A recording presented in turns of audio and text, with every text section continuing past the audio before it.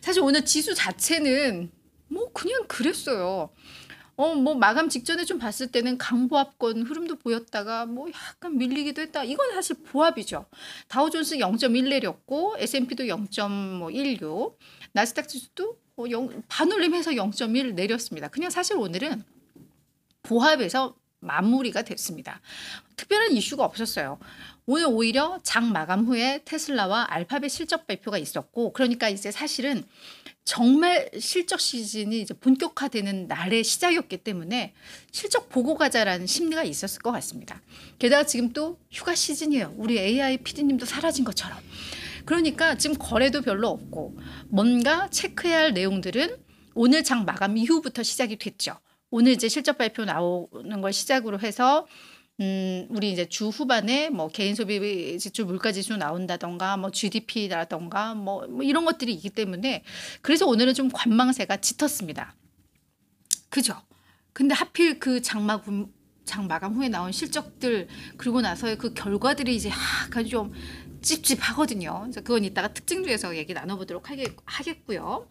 그 밖에 그럼 어떤 이슈들이 있었냐? 오늘 경제 지표는 사실 요거 하나 있었습니다. 6월 기존 주택 판매 지표, 요거 주요한 거는 요거 하나 있었는데 요게 생각보다 좀 안 나왔습니다. 그러니까 거래가 별로 없다라는 거죠. 그래서 이게 6월에 실질적으로 주택 판매된 거를 연율로 환산했을 때 그걸 뭐 곱하기 11을 했던가 뭐 계절성 조정하고 뭐 이렇게 해서 구해졌겠죠.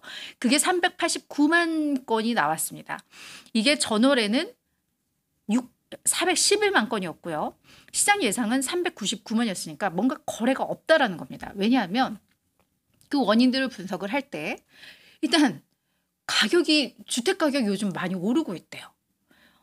게다가 모기지 금리가 그래도 지금 다시 7%대로 높아졌거든요.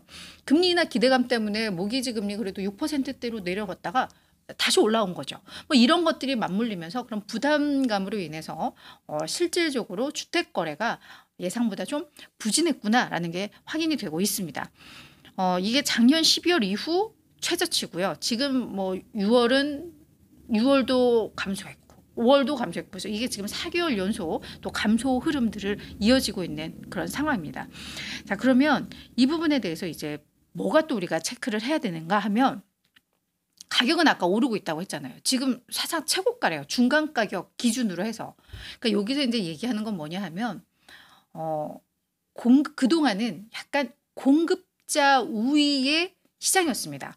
그러니까 금리 오르고 하니까 내가 갖고 있는 거 팔아서 이걸 뭐 다른 걸로 옮기든 뭐 이래야 되는데 그거에 대한 동인이 별로 없었던 거죠. 근데 이제 매수하는 사람들을 필수적으로 뭔가 반드시 집을 사야 하는 그런 상황이 오잖아요.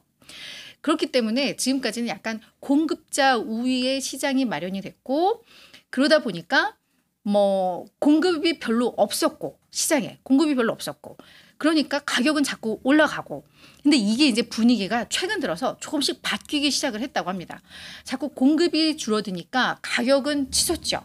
그러다 보니까 이 정도 되면은 좀 팔아도 되겠는데 라고 해서 공급이 최근에 이제 늘고 있는 흐름들이 나오고 있고 그러다 보니까 이제 재고가 조금씩 쌓이기 시작했고 그러니까 이제는 약간 매수자들의 우위장으로 이 주택 시장이 바뀌고 있다고 합니다. 그래서 뭐 이 주택 경기에 따라서 그게 결국은 시장에 도는 그 자금과도 연결이 되어 있고 뭐 주택으로 돈을 벌면 아무래도 좀 뭐 소비라던가 이런 데서 여유가 생기고 해서 우리가 주택 경기를 많이들 또 보기는 하는데 아무튼 뭐 이런 지표 흐름들이 오늘 나왔다라는 거 정리가 될 것 같고요. 시장 이슈는 이제 바클레이즈가 S&P 500의 연말 목표치를 당초 5,300에서 5,600으로 올렸다고 합니다. 근데 지금 지수 자체가 5,555예요. 그러니까 원래 조금 더 보수적으로 봤다가 지금 흐름 상황이 그래도 연말까지는 이어질 것이다라고 보는 걸로 좀 바뀌었다라고 볼 수 있을 것 같고요. 근데 더 중요한 건 바클레이즈가 이제 시장에 대해서 완전히 낙관눈으로 됐구나라는 건 내년 전망입니다. 내년 전망을 6,500으로 설정을 했습니다. 그래서 이런 점에 있어서 바클레이즈가 시장에 대해서 조금 더 긍정적으로 보기 시작했다라는 건데 그 이유는 일단 바클레이즈는 최근에 이 순환매에 대해서 약간은 좀 갸우뚱하는 것 같아요. 그러니까 빅테크 기술 기업들을 제외를 하면 지금 매크로 경기 자체가 약간 둔화되고 있기 때문에 그들의 EPS는 다소 역풍을 맞을 수 있다.